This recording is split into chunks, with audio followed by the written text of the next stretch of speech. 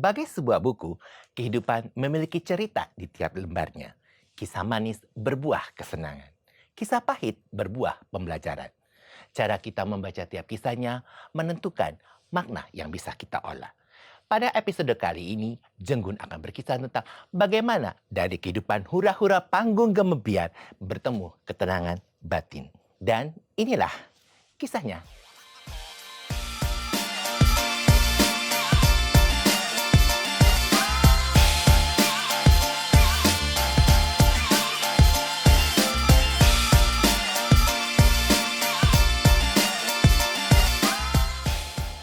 Hai teman Jenggun, pada hari ini Jenggun hadir lagi di hadapan teman-teman sekalian.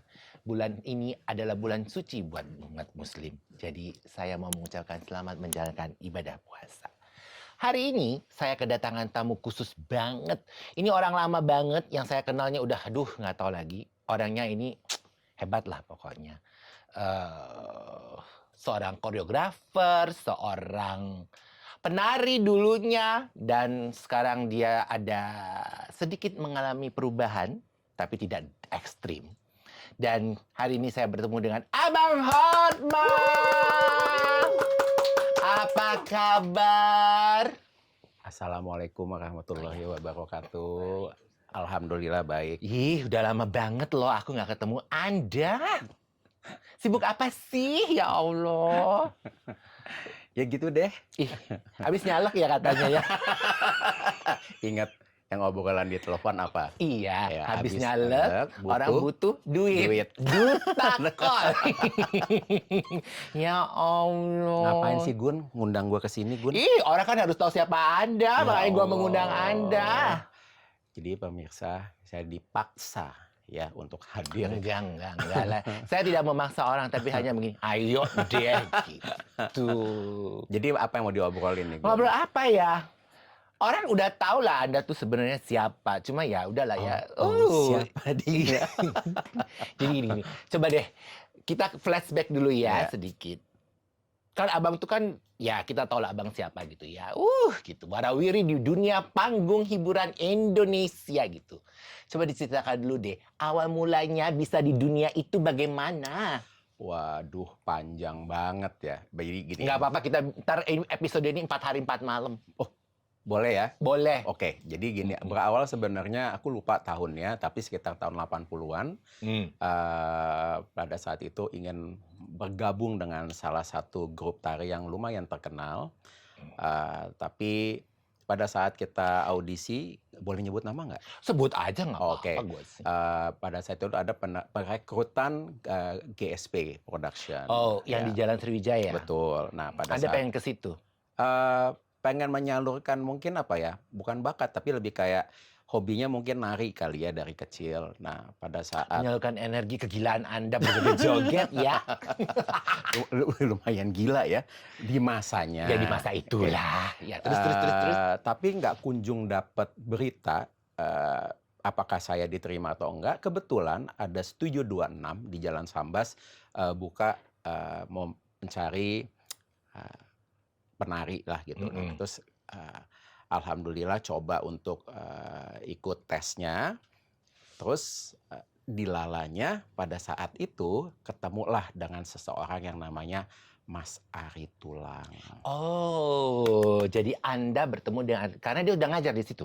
Dia udah ngajar gitu loh. Nah, karena kita sebagai orang awam pada masa itu yang hanya melihat sosok yang kita lihat biasanya di TV, Iya. terus kita ketemu langsung tuh kan kayak, hah? Oh, starstruck ini ya sih Anda ya. Ini ya gitu. Ini kayaknya suka di acara Papiko itu Iya. ya gitu. Nah, terus dia dengan ya memang Mas Ari Tulang yang aku kenal awal itu kan ketus ya orangnya yang kayak, "Kamu ngapain di sini?" gitu. Mau daftar. "Oh, ini yang mau jadi penari." Dia ngomongnya begitu loh. Allah. Baru Awal ya, awal baru ketemu. belum jadi anggota belum, pun belum. ya. Nah, alhamdulillah begitu ternyata penerimaan pada masa itu tuh selain hanya kita dites bisa nari atau tidak, terus pengetahuan kita juga, terus ada wawancara ternyata. Nah, pada saat ditanya, "Kamu pernah ikut ini nggak tes tempat lain?" Aku cerita aja bahwa aku sedang menunggu juga apa aku diterima di GSP atau tidak. Ternyata sambil berjalan dengan waktu nggak ada kabar, ya udah berjalannya dengan waktu. Alhamdulillah lumayan lama di Studio 26, lalu menjadi penari freelancer sampai ada satu masa Bagus Indonesia yang pada saat itu juga dipimpin oleh Mbak Ratna Dumila dan Mak Dum dan almarhum Om Dewo, itu butuh koreografer, fashion koreografer untuk sebuah klub yang mungkin orang mungkin kenal adalah Music Room. Pada masa itu ada fashion. Orang angkatan kita tahu Music Room, Pak. Angkatan Gen Z milenial nggak apa tahu itu ya. Music Room? Nah, Disingkat akhirnya Musro. Mbak Ratna bilang, kayaknya lu bisa deh Bang, gitu. Nah, diajarin. Nah, sekali lagi yang jadi mentor pertama saya adalah Tetep. Mas Ari Tulang. Tadi dulu ya, waktu waktu Abang masuk di Studio 26, yang aku tahu nih dulu, yang aku baca-baca juga kalau di itu, kan kalau lu mau jadi penari, lu harus punya basic, paling tidak menguasai satu tarian daerah katanya. Betul. GSP itu juga mewajibkan itu, minimal Jawa atau Bali. Anda punya itu? Abang punya keahlian memegang satu tarian daerah. Secara Anda Batak mungkin menortor? Ya kalau ngomongin masalah tortor kan gerakannya cuma basic ya, cowok begini, nggak ada sesuatu yang kayak tari Jawa yang memang harus ada perempuan kan faktor harus ya. ada faktor, harus Betul. punya Bali atau Kebetulan pada saat kita sudah diterima di Studio 26 itu kita diajari basic, gerakan basic, dan kita juga harus bisa belajar gerakan basic tari daerah pada masa itu gitu. Tapi Jadi basic karena memang basic dan tari memang daerah itulah yang akan membuat jembatan menuntut tari modern kan. karena Studio 26 itu adalah satu studio yang di masanya selalu tampil di TV pada masa itu. Jadi alhamdulillah masa itu lumayan ada sering tenar ya, udah masuk TV ya. Iya, begitulah di masanya. Ya nggak apa-apa lah. Nah, terus kan tadi Abang bilang bahwa diajar oleh Mas Ari untuk menjadi koreografer. Fashion koreografer. Fashion koreografer. Ya. Nah, dari itu awalnya yang di Music Room itu. Sebagai apa dulu? Sebagai Langsung? koreografer langsung. Tidak jadi kru dulu Enggak. atau apa? Benar-benar kayak diangkat diceburin ke laut, udah bukan ke sungai sama kayak lagi. saya menceburkan si bapak produser saya Betul. dulu ya. Langsung taruh Cebur. aja gitu. Kayaknya memang trik mencebur itu memang udah paling berhasil lah pokoknya kalau aku bilang sih. Jadi waktu itu disuruh apa? Misalnya oke, fashion choreographer, tapi nih Abang, lu terserah lu mau ngapain gitu. Enggak. Jadi kebetulan desainer pertama dapatnya adalah bridalnya Mas Jeki Timortius. Oh ya ampun, Ya, legend loh jadi itu. nggak tahu istilah fashion, nggak tahu harus bagaimana membuat blocking fashion, disuruh ngelihat baju, tapi sama Mas Ari Tulang tuh dikasih tahu step-stepnya. Jadi Mas Ari tuh orang yang sangat mengajarkan kita dia strukturnya. Lu harus pertamanya ini dan hal yang dulu setiap kali mau bikin blocking, aku punya satu buku. Jadi fashion hari ini apa, blockingnya bagaimana, itu kita buat dan kasih lihat ke Mas Ari. Blocking lo mana? Aku mau bikin kayak begini. Jangan, ini begini nih. Jadi koreksi. Nah, berjalannya dengan waktu ditambah dengan taste-nya kita. Tastenya kita. Jadi arahan dari Mas Ari, tapi aku juga punya selera kan, yaitu digabungkan lah. Nah, kan seiring perjalanan waktu Abang terus dikenal sebagai, ya dalam tanda kutip dikenal lah sebagai fashion choreographer, iya kan? Dari mungkin ya. Buat gue sih iya. Kok Anda merasa mungkin? Anda. Nah, dari sekian banyak perhelatan fashion di Indonesia, ya kan? Mana yang paling Abang apa yang pernah Abang pegang dulu deh? Yang segitu banyak. Berawal dari Friday Fashion Night. Di mana itu? Ya itu di Music Room. Friday Fashion Night yang setiap hari Jumat. Terus pada zaman dulu itu kan disco. Itu semua orang biar datang ke disco ya kan dengan pakai itu. Betul, kalau katanya Mas Ari dulu bilangnya apalah kelompok krem de la kremnya Jakarta berkumpul tuh salah satunya adalah di Friday Fashion Night-nya di Borobudur itu. Dengan PR-nya waktu itu masih Georgina Supit bukan? Mungkin ya aku kan? juga Kayaknya ya Musro kan pada waktu itu. pada masa itu adalah Borobudur menjadi second home-nya kita lah sebagai Ih, penari maupun sebagai fashion luar choreographer di biasa masa loh. itu. Ih, hura-hura banget ya. Banget. Nah, terus kalau Oh, itu ditanya yang itu ya, yang julukan Anda bermula di situ. Julukan ja itu. Kita nggak akan buka di sini lah. Nah, kalau ditanya yang paling berkesan pastinya dari awal sampai sekarang pun alhamdulillah semua pekerjaan itu pasti berkesan. Cuma yang bisa boleh dikatakan cukup membanggakan adalah dipercaya untuk menjadi salah satu, fashion choreographer untuk pameran Indonesia di Singapura pada masa Ih, itu. udah melanglang ke luar negeri loh, tepuk tangan dulu loh, ya Nah, Allah. pada Ih, masa ada ini ya, famous ya, ke luar negeri bawa fashion choreographer. Ih, balik lagi, emang terkenal ya? Kayaknya enggak deh. itu kan perasaan Anda. Di luaran sana, Anda Nah, terkenal. itu pada saat itu kebetulan kita kerjasama sama almarhum Mas Ramli, kalau masih Oh. ingat. Nah, kita membawakan salah satu karyanya yang luar biasa lah. Dan karena baru pertama kali menjadi fashion choreographer di luar negeri pada masa itu, terus antusias Tahunnya masih ingat? penonton, lupa. Ternyata animo orang yang nonton itu sama semuanya dengan baju, dengan lagu, dan segala macam itu mendapatkan sambutan yang luar biasa. Tapi yang mendapatkan sambutan yang paling ditanya orang adalah bukan bajunya, bukan blockingnya, Tapi tapi lagunya. kenapa? Karena alhamdulillah ternyata saya termasuk lumayan picky untuk memilih lagu. Jadi Oh. lagu yang ditampilkan itu tidak seperti yang biasa. Jadi saya Ya punya bukannya sekedar lagu yang terus iya, lu keluar masuk betul, jang jinjung gitu. Jadi kan. orang banyak datang ke saya kayak, "Lagunya bisa dibeli apa enggak? Ini bisa dibeli di mana?" Gitu loh. Nah, karena mungkin kita membuat satu paket yang bukan hanya lagu, tapi akhirnya menjadi satu nilai tersendiri di show tersebut, tidak hanya lagu, tapi karena juga blockingnya juga pada masa itu mungkin dianggap baik lah ya, dan baju yang ditampilkan juga kreasi-kreasi desainer papan atas Indonesia juga baik, jadi menjadi satu paket jualan yang berhasil lah di masa itu. Nah, di masa itu tuh kan masa belum ada teknologi ya Betul. kan. Referensinya Abang dapat dari mana? Untuk lagu, untuk koreo, dapat dari mana? Kalau koreo, karena aku basic-nya musik room itu cuma kotak ya, dan terbiasa diajarin sama Mas Ari, bagaimana cara lu berhayal membuat blocking yang tidak biasa, jadi terbiasa dengan kotak itu. Jadi kayak begitu mendapatkan panggung yang luas, panjang, makin fantasi kita makin, Oh. diiniin aja nih, diiniin aja Iya, gitu. Jadi pakailah si kotak kecil itu, Betul. begitu lu dapat yang kotak lebih besar, lu Kita tidak akan tinggal kesulitan. betul. Karena lu sudah tahu harus bermain dari mana. Oh dari sisi sini, oh dari sini, dari. Nah kalau lagunya, kan pada masa itu kan belum ada Spotify, belum ada video musik pada masa itu. Dulu sama jadi gini, kalau untuk lagu dulu yang membuat lagu itu adalah almarhum Om Dewo dari Bagus Indonesia. Jadi kayak, "Nih Bang, nih bajunya apa? Gini gini gini gini.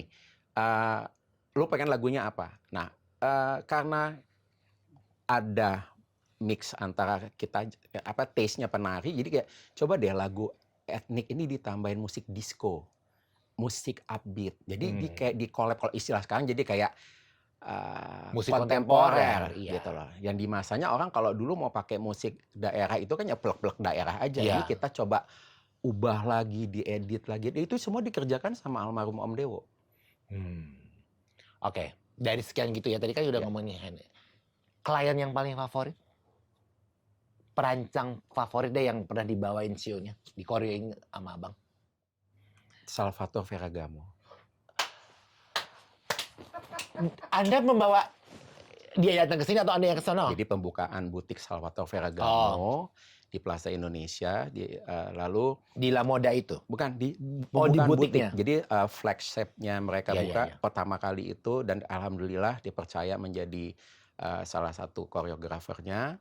Terus pada saat, dan kenapa aku bilang ini, karena yang datang langsung prinsipalnya langsung. Terus aku ditanya mau bikin apa, setelah aku coba ceritakan konsepnya dan segala macam. Tapi balik lagi itu mendapatkan agak sedikit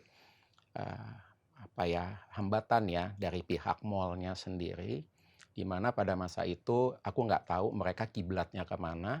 tapi merasa bahwa kalau mau bikin koreografi itu jangan begini, harusnya begitu. Pihak mall atau dari prinsipal nih? Pihak mall, dari pihak Hah? Plaza Indonesia. Ya, jadi aku nggak ngerti sebenarnya ada Iya kan harusnya kan itu kan Ya prinsipal itu dong. dia. Makanya kenapa aku mau cerita kayak begini, aku cerita apa adanya aja. Jadi aku pada saat kita di-hire sebagai koreografer, kan sebenarnya kliennya adalah klien yang pada saat kita akan mengerjakan ya, gitu loh. Nah, pada masa itu tuh, aku nggak mau nyebut nama ya, tapi, Tit.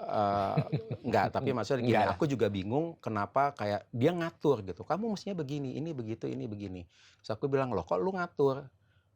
Lu kan hanya pihak mall," Iya. gitu loh. Nah terus, pada saat ketemu sama bagian dari, Salvatore Ferragamonya, terus aku bilang, "Aku maunya bikin begini begini begini begini." Dan alhamdulillah begitu semuanya terjadi, bayangin ya kalau kita, apa ya, prinsipalnya datang langsung ke kita tanpa kita kita hampiri dan dia mengatakan bahwa show-nya bagus, blocking-nya bagus dan segala macam, dan Ya dia iyalah. mengatakan, "Ini belum pernah terjadi di setiap pembukaan, toko Salvatore Ferragamo." Dia bilang gitu. Jadi, di situ juga aku belajar bahwa, eee, mungkin pihak, apa ya, pihak tempat yang memang Mungkin menyewakan belum terbiasa melihat suatu, terobosan baru. Biasanya kan, oh yang begini mungkin biasanya ngeliat, oh yang ini aja gitu, udah biasa matanya begitu gitu. aku Tiba-tiba diberi suatu terobosan baru yang belum pernah dilihat, mungkin kok makanya mungkin ada hal seperti aku termasuk itu. salah satu yang memang tidak pernah berusaha untuk membuat blocking yang tidak biasa. Ya makanya, maksudnya jadi ketika mereka sudah terbiasa dengan ngelihat blockingan yang begini kok terus tiba-tiba ada terobosan blockingan baru, mereka merasa, "Kok begini?" gitu, "Nggak cocok nih," gitu. Padahal belum tentu kan bahwa kalau ya jalanin aja dulu, tempat semua Betul, kan ya. ini gitu. Nah, ini ya, ini kan Abang ini kan udah jadi pernah penari, terus jadi fashion choreographer. Kan udah ngeliat nih karakter orang ya, karakter, desainernya, karakter modelnya gitu. Paling susah model mana nih? Karena Abang aku juga pernah gini ya teman-teman, aku juga pernah teman Jenggun, saya juga pernah ketemu Abang waktu, fashion show untuk anak-anak. Dan Abang tuh bisa loh meng-handle anak kecil. Kalian bayangin nih, anak kecil di-handle sama bapak ini, ya Allah. Bagaimana itu ceritanya menghadapi itu? Oh ya, pernah satu cerita ada yang dibentak. Cucu gubernur. Jadi dia memarahi salah satu anak-anak yang ternyata adalah cucu mantan gubernur DKI Jakarta pada Itu masa heboh ya? itu. Ih, heboh sejagat raya itu gara-gara Anda memarahi cucunya Bapak itu. Bapak itu loh. Dan gue nggak tahu Pada saat namanya dia masih siapa. menjabat dan Anda marah-marahin anak cucunya. Dunia gempar itu semua panitia panik Anda marahin anak itu. Ya, selalu ada pertama kan ya, jadi alhamdulillah. Ternyata balik lagi, sama Allah mungkin dikasih, nih karena udah biasa sama orang dewasa, coba lu sama anak kecil. Which is, itu adalah satu tantangan terbesar Ya buat iyalah, saya. secara bocah-bocah itu susah diatur, belum lagi, "Om, aku mau ke sini dulu. Om, aku mau ke toilet. Om, aku mau makan dulu." Ih, Anda bisa tuh meng-handle itu. Ya itu, jadi alhamdulillah sebelumnya berawal dari, eee eee, Sebastian Gunawan punya label anak kecil yang namanya Babegel, Ya, sama Mbak Santika. Nah, ya. terus Oh, itu hits banget pada betul. Nah, aku masanya. dipercaya menjadi koreografer pertama show mereka, dan kita membuat satu cerita, setiap show-nya membuat satu cerita. Nah, pada saat show pertama tuh, ternyata aku menjelaskan kepada anak model-model cilik ini, aku tuh berdiri. Hmm. Dan ternyata ada salah satu orang tua, model yang pada saat itu terpilih mengatakan, aku dipanggil setelah latihan, dia bilang, aku nggak akan pernah lupa omongannya, dia bilang, "Mas, Mas itu bisa loh sebenarnya ngajarin anak-anak ini, tapi jangan berdiri." Dia bilang, "Kalau mau ngasih tahu anak-anak itu tipsnya adalah kamu harus sama sama mereka. Jadi kalau bisa eye level. Jadi Mas kalau bisa ngomong sama mereka tuh harus duduk. Dan kalau Mas duduk, nanti mereka akan merasa nyaman." Nah, makanya aku merasa gini, kok struggle banget ya ngasih tahu anak kecil ya. Kita berdiri, "Kamu mesti begini." Terus belum yang lari-lari, belum nanti yang tadi mau kencing, Iya, mau dan apa. aku merasakannya pada tahun berikutnya ketika aku naik jabatan, dapat kesempatan jadi koreografer untuk aku ingat diajarin bapak ini duduk sama rendah eye level sama mereka, dan Betul, kita dan duduk dan sama ternyata bocah-bocah piyik pecahan genteng itu. latihan kedua itu aku rubah, dan latihan itu seperti kayak nggak ada salah. Dan karena udah tahu triknya, ya udah. Jadi gini, diajarinnya adalah kalau kita mendapatkan pekerjaan dengan anak-anak, kita harus bisa mencoba menjadi diri mereka. Iya, Gitu itu. loh. Makanya kalau berapa kali diperhatiin, kalau show anak-anak pakai bajunya juga mulai kayak anak-anak ya. Jadi Iya. harimau ya. Aku pernah jadi pada suatu kesempatan aku pernah menjadi krunya abang. Ya, di situ aku lihat bagaimana, oh iya, memang kedisiplinan itu harus diajarkan dari kecil ya teman-teman Jenggut. Dengan cara yang baik tentunya. Abang tegas, keras, iya. Tapi di balik itu aku bisa memahami, ya memang lo harus disiplin dari kecil. Saya dimarahin sama abang gara-gara gini. Udah, nggak usah, biarin. Biar anaknya jalan sendiri, mikir. Tadi udah dikasih tahu, lu cuma membantu mengarahkan sedikit aja. Oh, oke, baiklah. Saya mundur sejenak dari pinggir panggung itu. Ih, Anda tuh luar biasa loh sebenarnya. Orang tuh nggak pernah tahu aja bahwa di balik sosok Anda itu ilmunya banyak tahu. Gue tuh banyak banget ngambil ilmu dari lu sebenarnya. Terima kasih. Gitu. Gitulah ceritanya. Nah, waktu selain ke Singapura, Ya. pernah kemana lagi membawa si fashion choreographer ini? Anda pernah dibawa kemana sama para perancang-perancang Indonesia pada masa itu? Enggak lah, paling cuma Singapura aja. Masa sih? Seorang abang gitu loh. Terus katanya paling mahal ya? Katanya Anda mahal loh tarifnya Iya, sebagai aku pakai koreografer. pound. Susah banget dapat jadwal Anda katanya. Iya. Tanggalan aku 400 hari setahun. Gila, bukan 365 ya Anda? 365 tuh basic. Oh, ya Allah. Aku udah advance. Iya, aku nih ya teman-teman Jenggun, saya nih teman-teman Jenggun mau minta Bapak ini untuk jadi narasumber di sini aja. Ya Allah, jawabannya aku cuma punya waktu segini. Aku cuma bisa diwawancara setengah jam. Setengah jam belum apa-apa. Aku nggak suka ditanya-tanya. Ini Ya kan karena bukan yang nanya-nanya, gue cuma ngobrol sama lu kayak di coffee shop. Memang nggak boleh ada kopi aja karena lagi bulan puasa. masih lama lagi. Oh, ya udahlah nggak apa-apa lah. Bulan puasa kita gibah-gibahnya yang penting-penting aja. Kita ada yang gibah-gibah yang lain setelah buka puasa. Asa.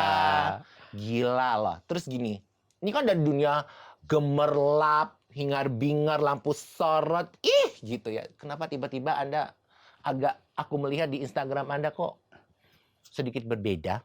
Apa nih bedanya? Ya beda aja, kayaknya Anda menemukan suatu ketenangan sendiri di kehidupan Anda. Masa sih? Iya. Enggak, masih tuh. Ya tapi kan itu kan yang yang lain dong. Ada apa sebenarnya? Ya, jadi aku sebenarnya tahunnya terus terang lupa ya. Tapi kayaknya ada satu masa, ada satu perasaan di mana aku kayaknya umurnya nggak panjang. Itu adalah cikal bakal. Kalau orang bilang apa, titik balik ya? Ya betul. Ya, titik balik ya Titik bilangnya turning ya. point ya, titik Ya. balik. Kebetulan lagi masa itu adalah ibu masih ada, Uma masih ada. Terus aku ngerasa kayak, gue belum bisa ngebahagiain orang tua gue nih gitu. Wah, gue mesti kerja baik, mesti punya penghasilan baik biar bisa membahagiakan ibu gue, tinggal ibu gue gitu. Uma lah, aku panggilnya Uma. Berjalannya dengan waktu, mulai tiba-tiba kayak udah males begini, udah males begitu, itu datang sendirinya aja. Nah, perubahan drastis. Nggak ada dokter dari siapa, Nggak orang ada. dekat apa Nggak gitu. ada. Jadi itu tiba-tiba abang menemukan sendiri aja gitu. Datang dengan sendirinya. Gitu loh. Nah, terus mulai tiba-tiba ini sebenarnya ada satu lagi titik balik yang tahun berapa ya itu ya. Jadi Ya tahun segitulah. selama bulan Ramadan itu aku tuh selalu mendedikasikan nggak mau nerima kerjaan. Ya. Karena biar bisa konsentrasi, bukan masalah puasanya, tapi lebih kepada bisa beribadah lebih baik daripada bulan-bulan sebelumnya. Jadi kayak Ya aku karena bilang, sebenarnya kan kalau bulan puasa itu kan buat orang, ya memang bulan puasa menahan lapar, dahaga, hawa nafsu. Tapi ada hal yang memang dicari bahwa gue mesti lebih kusuk aja gitu. ya sebenarnya sih lebih kepada gini, kita dalam 1 tahun ada 12 bulan, 11 bulan ibarat katanya itu udah ngacak-ngacak segala macam. Oh, yang 1 bulan ini Ya. bisalah nggak Dari ngapa-ngapain. 365 hari itu ya, Betul. Jadi atau 400 dari 400 menurut tadi. Anda ya?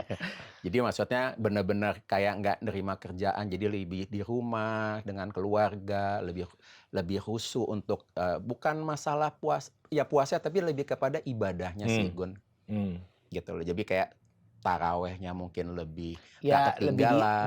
dijalankan dengan Betul, sungguh-sungguh, bukan hanya, maaf ya, bukan bermaksud rasis, tapi kan ada orang yang cuma hanya di awal dan di gitu. akhir gitu. Tapi Nah, kalau Abang berusaha untuk ya udah full aja selama bulan Ramadan itu dijalankanlah si taraweh itu itu. datang dengan Ya, sendirinya, ya. tanpa ada doktrin dari mana-mana. Nah, ternyata itu berdampak kepada teman-teman yang biasa membantu aku bekerja. Hmm. Ternyata selama bulan puasa itu mereka selalu tanya, "Bang, nggak ada job nih, nggak ada."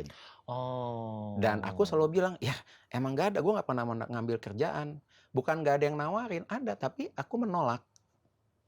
Ya, ya itu, bukan nggak butuh uang ya, cuma kayaknya ya aku cuma bilang gini, "Yalah sebulan ini lu nggak ngapa-ngapain, masa iya sih lu nggak mati?" Gitu loh. Ya kalau tawaran pekerjaannya pasti ada lah ya, fashion show apapun juga pasti ada lah di dalam bulan suci Ramadan pun ada Ya, lah ya, soal pakai kebaya apa, baju muslim atau apa pasti ada lah ya ya. kan. Tapi ya akhirnya mereka bilang, "Tolonglah Bang, kan, siapa tahu ada ya akhirnya mungkin baru kayak 2 sampai 3 tahun belakang inilah aku berani mengambil pekerjaan di bulan suci Ramadan ini, tapi pastinya dengan ada syaratnya gitu Oh, loh, bahwa pokoknya intinya gini, tetap gua ambil, tapi gua nggak mau sampai ibadah gua terganggu, ya. gitu aja. Jadi nggak mau juga seakan-akan kayak, "Wah, dia terlalu Islam bagaimana gimana," enggak lah. Tapi sama-sama saling menghormati aja. Lo Iyalah. menawari gua rezeki, oke bisa gua kerjain, tapi gue tanya dulu,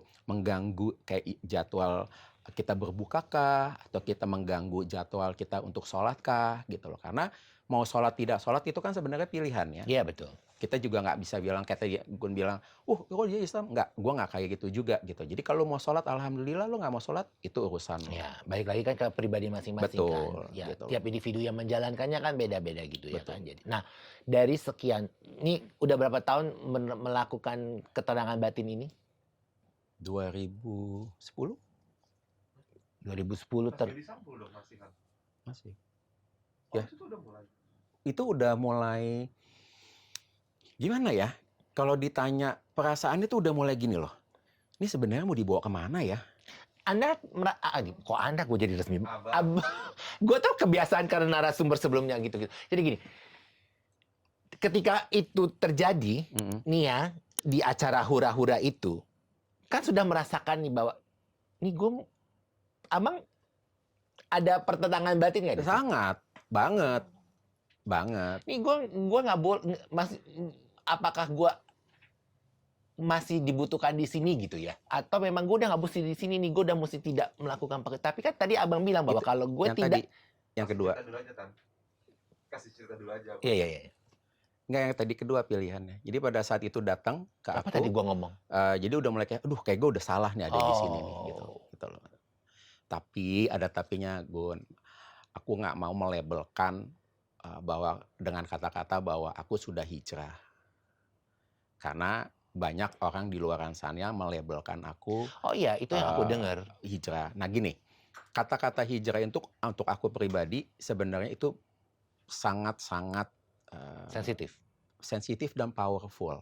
Betul. Kalau seandainya aku sudah pernah mengucapkan dari diri aku sendiri mengatakan, sorry ya gue udah hijrah.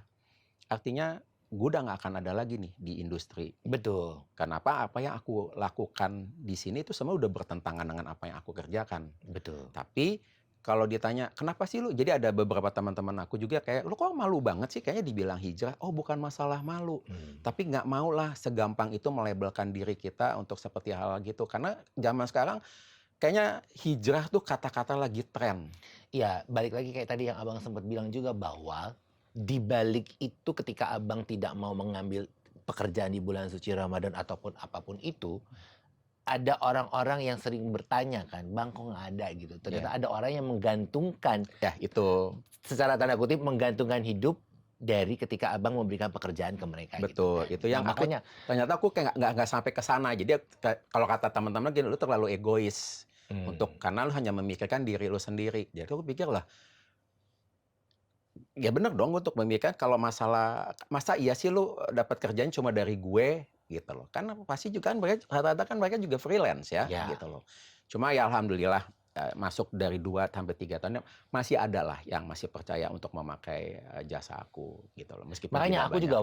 waktu ngobrol waktu lihat ada perubahan di diri abang, aku tidak pernah mau ngomong bahwa abang hijrah, tapi abang menemukan sesuatu di dalam diri sehingga abang melakukan ini. Jadi karena buat gue juga kalau gue ngomong abang tuh udah hijrah, nanti labelnya berat banget buat abang gitu Iya, kan. Jadi sementara kalau di grup kita yang grup rempong itu kan abang masih seperti abang yang ya udah yang gitu aja gitu. Jadi maksudnya ya memang jangan gampang melabelkan juga gitu betul. berarti. Sama ya pelan-pelan lah. Jadi kalau ditanya, "Jadi lu sekarang jadi apa?" Aku selalu mengatakan bahwa apa yang aku jalankan sekarang adalah untuk memperbaiki apa yang mungkin Puluhan tahun yang yang lalu. pernah aku tinggalin, aku nggak kerjain. Jadi mencoba menjadi yang benar aja lah.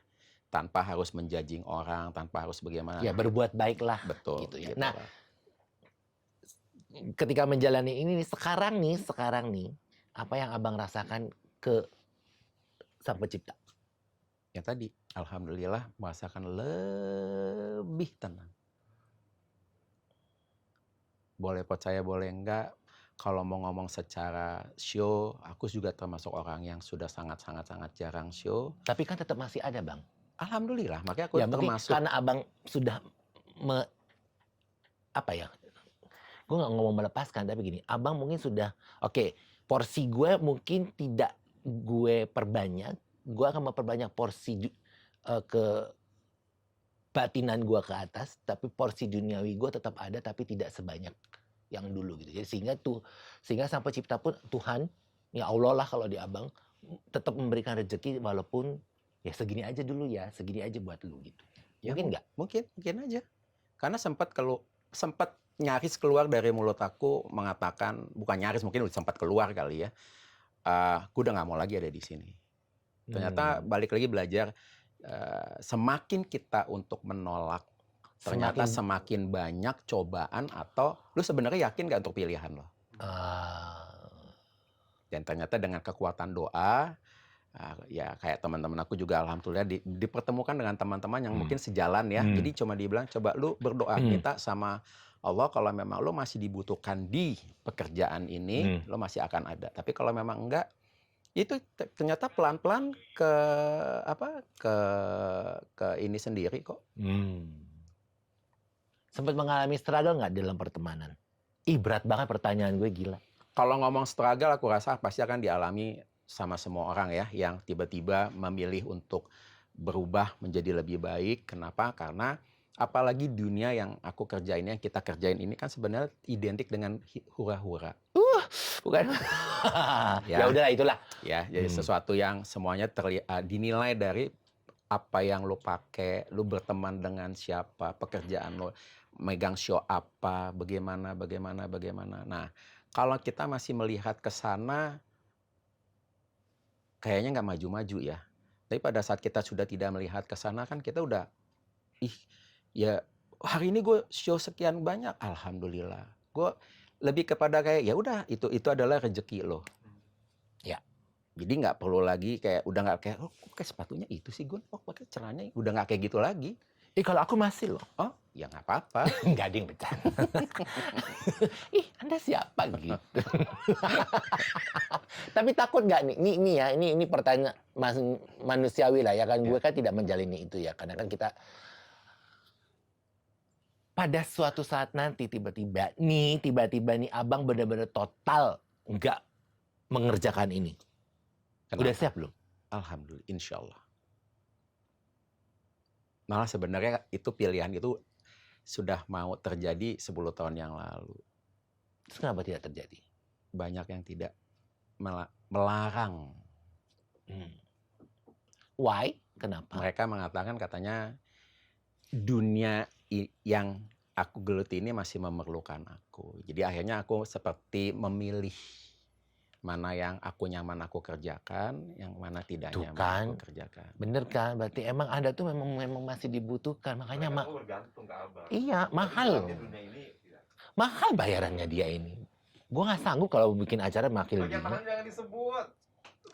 Ingat, habis kampanye orang butuh duta alias duit. duit. Bang, kan kalau koreografer biasa suka update hasil karya, profil diri mereka. Kenapa abang milih untuk step back? Gak ngasih update itu ke sosial media? Ada kok.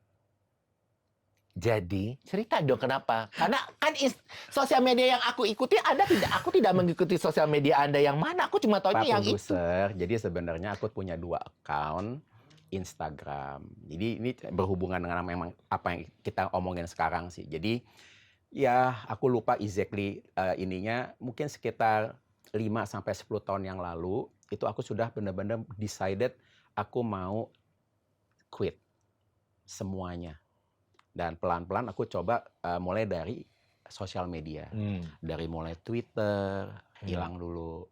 Pelan-pelan Facebook, hilang dulu. Sementara aku tidak terlalu suka dengan Instagram. Aku tuh nyamannya adalah di Facebook. Nah, kalau kita nggak usah ngomong Friendster dan segala macam lah ya, udah dari. Aduh ketahuan umur. Jadi Kita ngomongnya ada dari pet dulu. dari aku tidak main pet. Jadi aku cuma Iya, Anda nggak kekiniannya dulu. kalau sampai aku main pet ada yang seneng loh. Siapa dia? Siapa? Ari Tulang. Oh, Dia Kenapa? pengen banget suruh gue punya pet. Pada masa itu. Gitu. Sampai dia Itu pengen bikinin. 2010. Iya.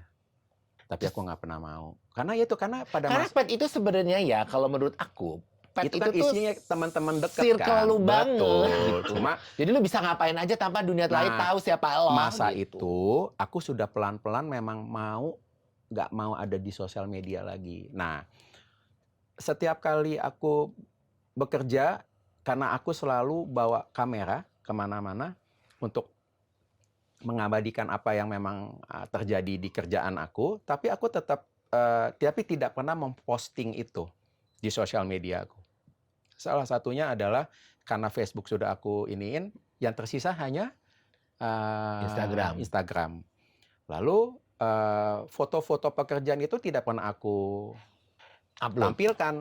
Tapi buat tim aku selalu share. Jadi mereka cuma dari mereka. Nah, untuk kebanyakan orang kayak tadi Pak Produser bilang, kok gua pernah lihat lo show apalagi, karena aku cuma keep.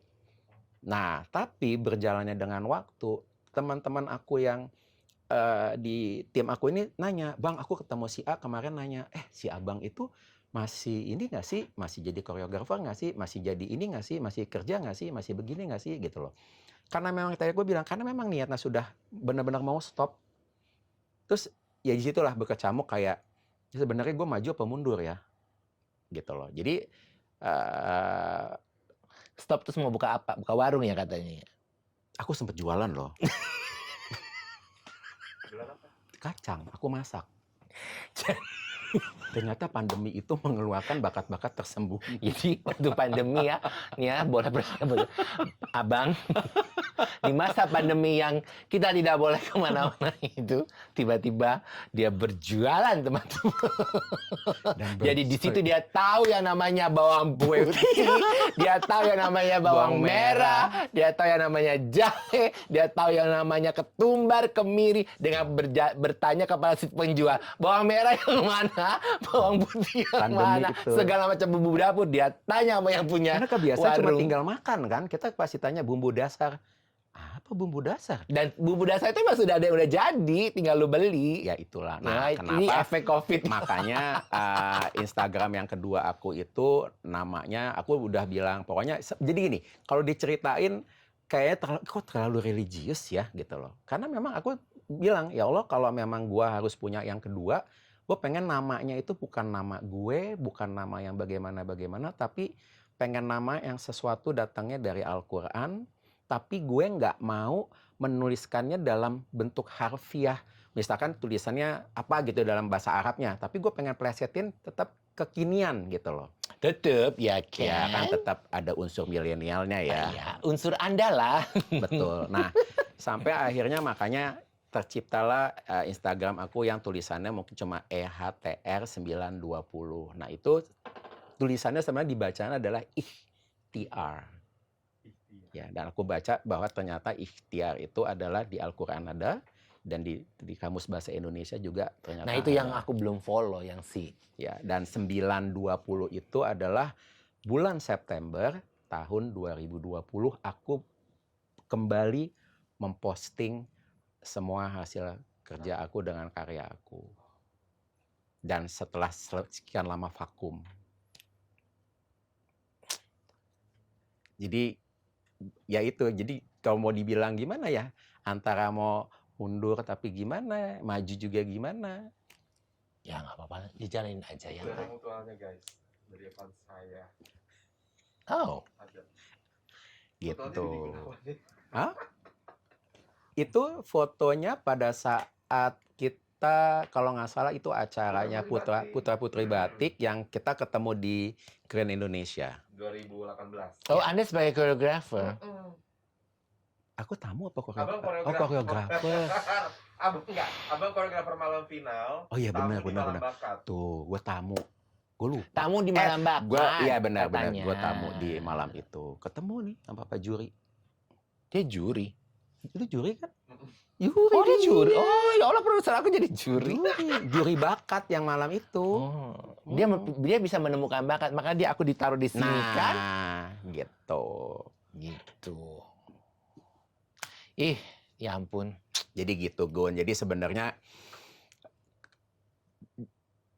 ya kalau bisa janganlah melabelkan apa ya bilangnya hijrah ya. Hijrah. Nah, tapi menjadi lebih baik aja ke depannya Ya, sih. mungkin Abang tidak mau melabeli itu, tapi kan orang-orang yang Iya, melabeli itu. betul sih. Jadi betul ya sih. mau nggak mau kan tetap harus diterima kan. Betul. Dan ada satu sebenarnya yang mungkin aku bisa sampaikan di sini. Sebenarnya ada satu yang pengen aku pelan-pelan. Udah sempat kesampaian sama teman-teman, terutama untuk teman-teman yang wanita, bahwa aku udah bilang bahwa aku lagi menjalani pelan-pelan. Kalau kita kan biasa kalau ketemu kan cipika-cipiki ya. Terus aku bilang, sorry aku sekarang udah nggak cipika-cipiki. Jadi ya cuma gini aja gitu loh. Tapi ada beberapa yang memang masih kayaknya belum terima ya. Gitu. Jadi itu yang gimana kita mengeduket bahwa tapi tanpa harus kayak, karena orang pada saat dibilang gitu, lu nggak seru deh sekarang gitu, kenapa sih lu begini lu gitu loh. Ya pasti akan ada itu Ya itu, makanya aku bilang kalau selama kita masih memang mau ada di lingkungan itu dan mereka masih tetap mau begitu, berarti kita yang salah ada di lingkungan itu, karena mereka akan tetap seperti itu. Tapi kalau memang lingkungan itu bisa mengerti, ya aman-aman aja sih. Itu aja yang struggle menurut aku, yang masih kayak, duh gimana nih ya gitu loh. Kan kadang orang kayak, terima kasih ya gitu kan, refleks ya. Kita kan nggak. Ya, dan kita pun juga refleks untuk begini kan, Betul. sehingga orang pun juga, jadi ketika refleks itu dikeluarkan, orang yang akan melakukan itu pun juga melakukan refleks yang sama kan. Betul. Tapi Sehingga kalau aku, muncullah jajing-jajing di kepala gitu. tapi aku bukan nafsu aku doang ya. Ya, Gaib sih. dorong gaib, Anda begini semua langsung, oh Tuhanku gitu. Anda kan punya kesaktian. Balik lagi kan gitu. Kesaktian Anda kan tidak terlihat. Janganlah. Ya Allah, ini nih kalau diterusin ya panjang kali lebar, nggak selesai-selesai. Belum, masih panjang gue waktunya. Dikit lagi selesai. Jadi ya apa ya, Abang terima kasih ya untuk waktunya. Udah segitu aja. Lu, Pesan-pesan terakhir kan. nah itu pesan-pesan terakhir buat orang yang sedang menjalankan ibadah puasa, Atau yang berpikir untuk menemukan ketenangan batin seperti Abang. Oke, buat mungkin teman-teman di sana, gini, apa yang aku alami ini adalah tidak karena dari mana-mana, tapi itu datang dengan ke diri aku sendiri, tanpa ada paksaan, tanpa ada pengaruh dari lingkungan dan segala macam. Tapi alhamdulillah, sekali lagi alhamdulillah, aku berada di satu lingkungan di mana kita saling support sama satu sama lain. Dan yang paling utama adalah, sekali lagi, tidak ada maksud menjudging atau melabelkan apapun. Kebetulan di lingkungan ini kita saling mengingatkan. Mengingatkan dalam hal apa? Sholat. Jadi sesibuk apapun kita, segimanapun kita saling kayak, lu udah sholat belum? Lu udah gini. Nah, itu tuh yang pelan-pelan makin kesini, aku ketemu circle kerja aku juga kayak gitu. Jadi percaya nggak percaya, Ya pasti akan menemukan Jadi senang, orang jadi yang sama. jadi kita kerja juga nyaman gitu, kayak tiba-tiba misalkan udah memang harus sholat zuhur, ya semua berhenti atau memang harus gantian atau bagaimana gitu. Jadi kayak memang memang apa ya namanya, sesuatu yang benar itu bukan sesuatu yang benar, bilang apa, hidayah ya. Hidayah itu sebenarnya datang ke kita setiap waktu. Tapi tergantung kita mau mengambil hidayah itu atau tidak, atau kita cuma kayak, "Oh ya udah," gitu. Jadi, jangan sampai terlambat. Jadi aku rasa, di setiap manusia akan selalu datang yang namanya hidayah, tergantung kita mau mengambilnya atau meresponnya atau tidak. Itu aja sih kalau dari aku. Baiklah, terima kasih loh untuk wejangannya. Sama-sama, Jadi, Gun. tetap cari uang dulu kan? Karena habisnya lo kan? Udah ditransfer belum ya? Gue ya kalau ngundang orang nih, ya Allah. Ingat, Oh iya. Baiklah. nomor satunya nominal loh. Ya Allah. Jadi gini ya, baiklah. Tapi terima kasih ya buat teman-teman semua yang nonton acara ini. Selamat menjalankan ibadah Oh iya. puasa. Semoga puasa bulan Ramadan kita tahun ini semua dapat berjalan dengan baik dan kita mendapatkan hasil yang luar biasa di bulan ini maupun setelahnya. Dan buat apa manggilnya apa nih, Kak Gun, Jenggun? Jenggun kalau di Oke, sini. Jenggun, terima kasih sudah Oh, aku yang mau terima kasih. menerima aku di sini. Walaupun Anda susah banget dimintanya ya Allah. Tapi ya udahlah ya, aku terima kasih sekali lagi ya, Juga terima kasih Pak Abang. Produser, Ya terima kasih semua teman-teman yang ampun. ada di sini. Kenapa dari tadi tangan gue di sini, studionya dingin. Kalau gue mau peluk ini kayak terlalu centil ya. Oke, baiklah. Saya harus tutup nih ya. Baiklah teman-teman Jenggun, terima kasih untuk hari ini. Abang terima kasih sekali lagi. Sama-sama. Semoga episode ini di bulan suci ini teman-teman bisa mendapatkan sedikit pencerahan. Dan sekali lagi saya ucapkan terima kasih selama menjalankan ibadah puasa. Jika Anda berkenan silakan di-like, di-subscribe, dan di-share. Terima kasih dan sampai bertemu lagi dah. Abang, Jangan terima lupa kasih. follow. Ya. Thank you Gun. Thank you semuanya.